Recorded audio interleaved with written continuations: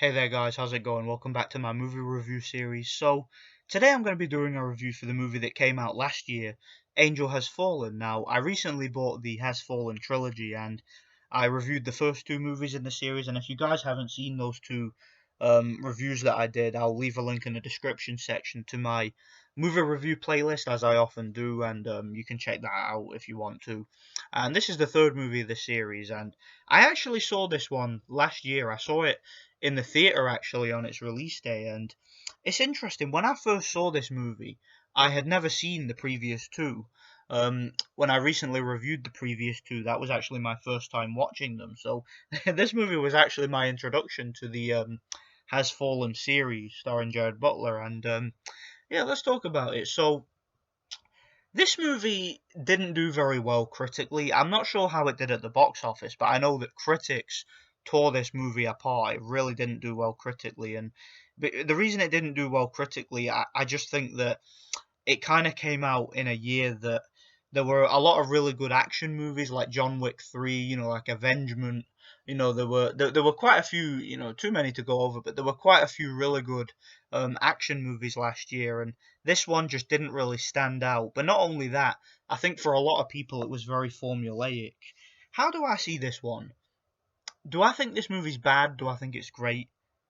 I gotta be honest, for me, I didn't think this movie was that bad, particularly watching it in retrospect. Watching it recently, because this is the second time watching it. I didn't think it was anywhere near as bad as the critics made it out to be. However, I do have some negatives with it. Now, when I first saw the movie and I first experienced its plot, I didn't really think much of the plot because to me it just seemed like a very generic, formulaic, by the numbers action movie plot that we've seen time and time again. The action hero is seen as the villain. He's been framed for something and the government's out to get him and he has to clear his name. Seen that time and time again. I mean, we've seen it in films like The Fugitive, which is an excellent movie. Seen it in Taken 3, which is dog shit garbage, one of the worst action movies of all time, and a lot of other movies too. We've seen this type of plot, but this one seemed a bit formulaic to me. However, watching it in retrospect, there's actually an even bigger problem with the plot for me, and that is the fact that when you take into consideration the plot of this movie, continuing on from the previous two movies and what the plot of the previous two movies was, it literally doesn't make any sense. Now, first of all, one of the things that's so glaring about this, and again, obviously I didn't realize this when I first saw this, but one of the things that was glaring about the plot of this movie to me, what happened to Aaron Eckhart? What happened to Aaron Eckhart's character? In the first movie and in the second movie, Aaron Eckhart was the president. And not only was he the president, but he was very close friends with Mike Banning, who's Gerard Butler's character, and they had sort of a friendship dynamic between them, while Gerard Butler was also working as his bodyguard, as a secret service agent, and they sort of bounced off one another and had a funny friendship. Where was his character in this movie? In fact, not only is he not even in this movie, but he's not even mentioned. They don't even mention Aaron Eckhart's character. They don't even allude to what might have happened to him. Instead, in this movie, Morgan Freeman is now the president, and Morgan Freeman in the first two movies, he was like the vice president, I believe. I believe he was vice president in the second one. So I guess it makes sense that he becomes the president when Aaron Eckhart steps down. But it would have been nice to hear what actually happened to Aaron Eckhart's character and why he stepped down, where he is, where he's gone, and whatnot. He's not even referenced in this movie. Not only that, but the dialogue in this movie between Morgan Freeman um, and Gerard Butler seems to me, and I'm not 100% certain about this, I'm just going off experience here. It seems to me like there was rewrites. It seems to me like maybe they couldn't get Aaron Eckhart to reprise his role, so they just replaced him with Morgan Freeman's character. Because a lot of the dialogue in this movie makes no sense whatsoever. I mean, first of all, now, obviously, Morgan Freeman's character and Gerard Butler's character know each other. Okay, they know each other. They've met a bunch of times, but the way that they talk in this movie is as if they've been close friends for many years and that they trust each other It's like Morgan Freeman's character trusts Gerard Butler's character so much, like he has so much personal experience with working with him. But in the first two movies, it's like they barely knew each other. But it kind of makes me think that it was supposed to be Aaron Eckhart's character again, but they just couldn't get him back, so they replaced him with Morgan Freeman. And to be fair, although I thought that Morgan Freeman in the first two movies just phoned in his performance and really was there for the paycheck, in this movie he actually gives a good performance, and he actually does a decent enough job as the president. Now, another plot inconsistency, and I guess it's not exactly a plot hole, it's just poor writing in my opinion, and how I just don't buy it. The way that the government believes that Gerard Butler has attempted to assassinate the president, because that's why Gerard Butler basically, ends up going on the run, because the government think that he tried to assassinate the president, which makes no sense because apparently they've been friends all this time, and he actually saves the president's life. But when this happens, they find like his DNA, like his hair and his fingerprints and whatnot, in a nearby van full of drones, and it's clearly, blatantly fabricated evidence. Because a Secret Service agent and a decorated government personality, whatever, like Gerard Butler's character, is not going to leave physical evidence like that when he's trying to assassinate the president. So it was a blatant stitch up. It was an obvious setup. But the government all of a sudden just immediately turns on Gerard Butler and charges Gerard Butler with the attempted assassination of the president. Ridiculous.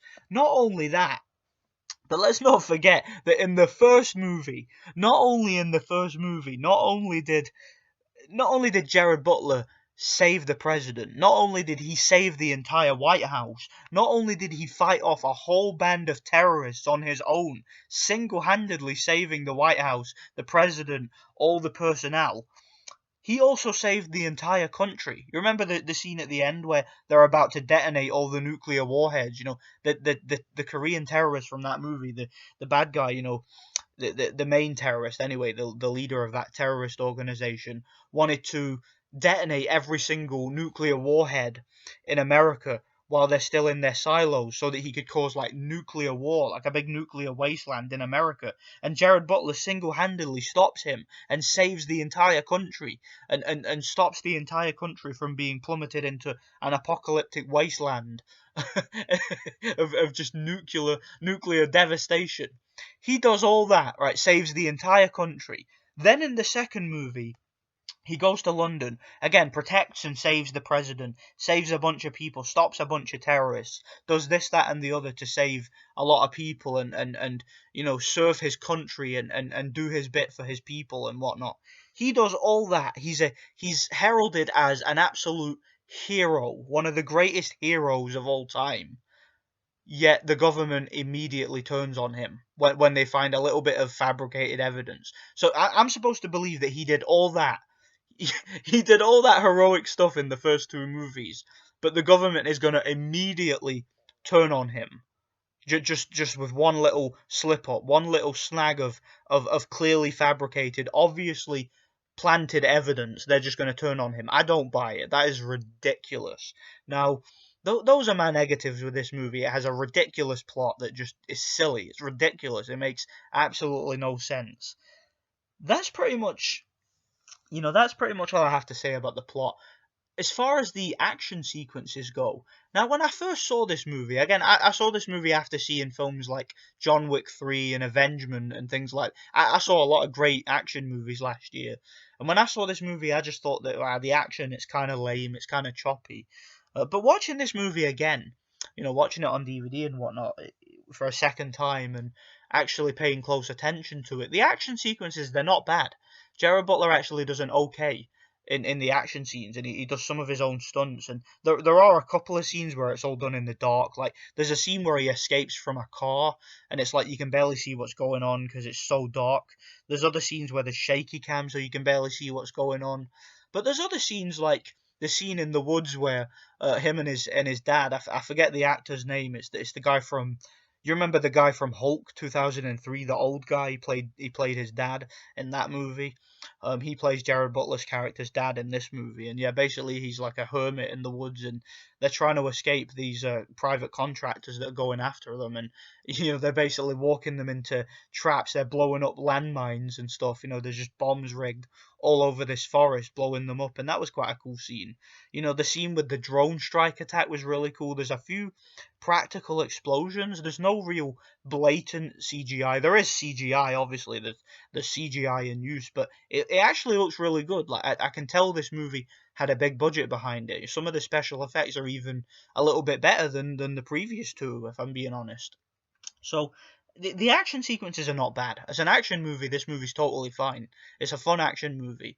The acting from Gerard Butler is excellent. He's fantastic as this character. I really do buy him as this character. I really do. And like I said, even Morgan Freeman, who I'm not a fan of personally. If you saw my review for the first two, I don't like Morgan Freeman as an actor because I think he's an actor who phones in his performances.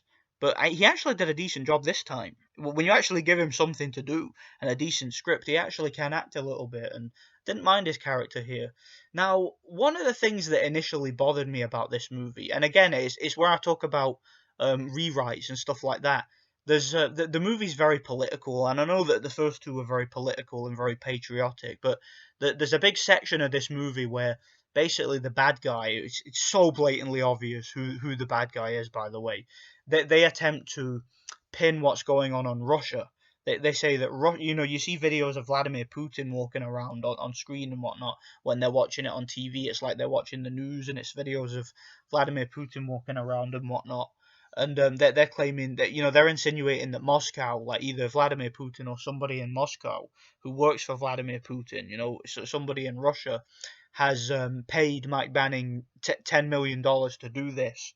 And yeah, they tried to pin it on Russia, even though it turns out obviously that it had nothing to do with Russia.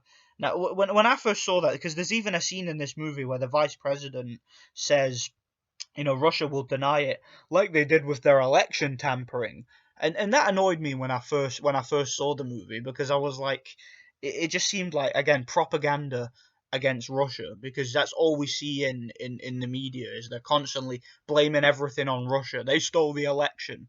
But then I thought about it for a second, and I was like, hang on, wait a second.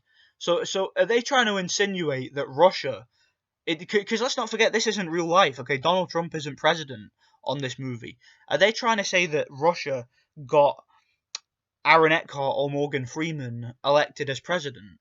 Are they trying to say that the reason why Morgan Freeman is president is because of Russia? Is that what they're trying to say? So that doesn't make any sense. And I also realized that, look, the guy who was trying to blame it on Russia is actually the bad guy. So it might have actually been Satire. When I was listening to that, and again, it's showing videos of Vladimir Putin and all that. And there's even a funny scene towards the end where they actually digitally insert Morgan Freeman into into a video of him standing with Vladimir Putin, smiling and all that, and it was like it kind of felt to me like it was a dig at the media. It felt as if they might have actually been parodying the media, how the media always blames absolutely everything on Russia.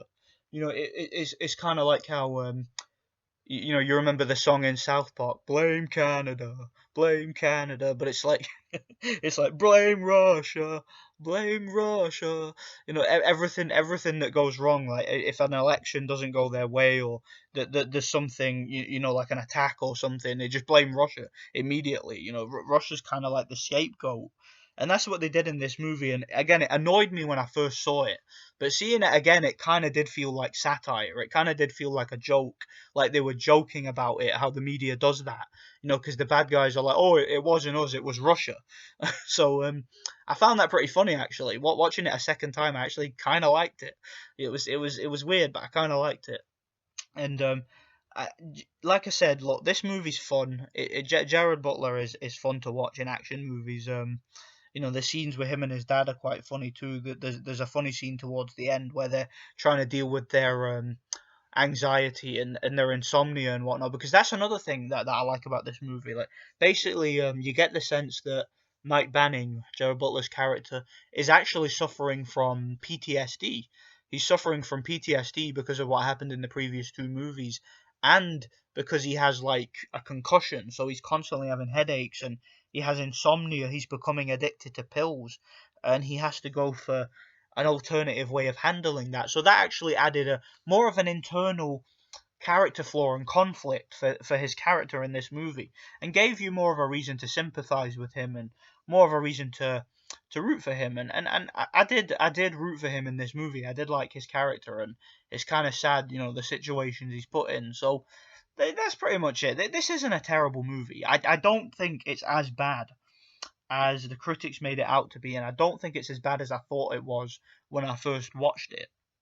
But it's a movie that I don't mind. I don't mind this movie at all. I think it's an okay movie, and I'll probably watch it again at some point. And yeah, I'd give this movie a 6 out of 10. At a push, I could maybe give it a 7, but I think a 6 out of 10, maybe a 5 out of 10 if I was, because when I'm thinking about the plot, when I think of this as just a dumb action movie with over the top action sequences, I can't recommend it over the first one, because the first one had amazing action sequences, and the second one had a lot of practical stunt work and some good special effects, which looked even better than the first one.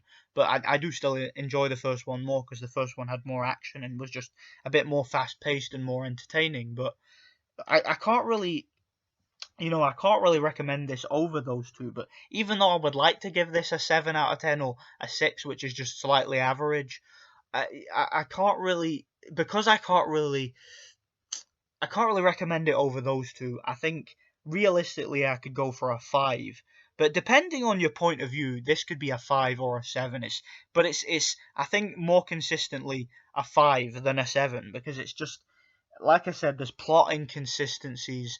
There's a few nitpicky things I didn't like. Some of the action scenes were choppy.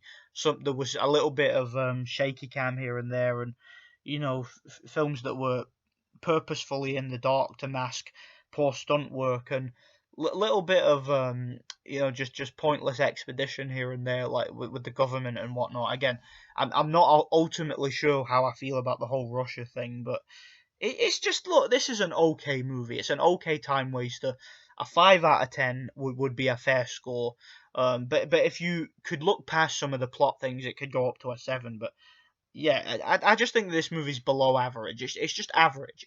It's an average movie that I don't think is that bad, but I don't think is great. If you're looking for a recommendation for this series, I'd recommend the first one more than this, and I would even prefer the second one over this too, because I just think that those movies had better action sequences. So yeah, this movie is hit and miss. It's a mixed bag.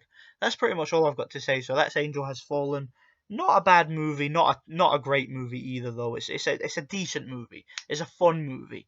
And that's pretty much all I have to say. Let me know what you guys think. Stay tuned for more movie reviews. Thanks for watching. God bless.